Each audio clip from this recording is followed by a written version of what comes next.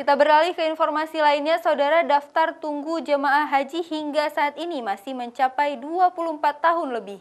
Hal tersebut disampaikan Kakanwil Kemenak Aceh Rabu pagi saat merilis persiapan haji 2019 di kantor wilayah Kementerian Agama Provinsi Aceh. Jumlah pendaftar terakhir pada bulan Januari yang telah dimasukkan dalam sistem komputerisasi haji terpadu khusus Aceh mencapai 105.782 pendaftar calon jamaah haji. Saat ini kantor Kementerian Agama Provinsi Aceh terus mempersiapkan segala keperluan haji 2019 mulai dari asrama tempat calon jamaah haji, petugas haji, serta paspor para calon jamaah.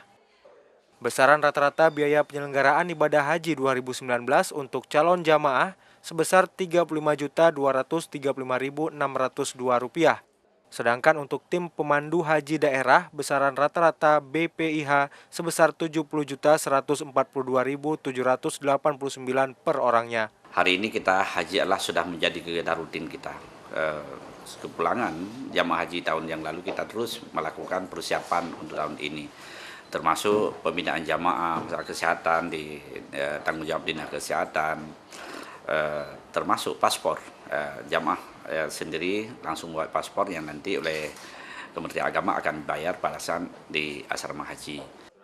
Saat ini di beberapa kabupaten kota telah melaksanakan manasik haji seperti Aceh Utara, Aceh Tamiang, dan Banda Aceh saat ini sedang melakukan persiapan perampungan administrasi paspor calon jamaah haji.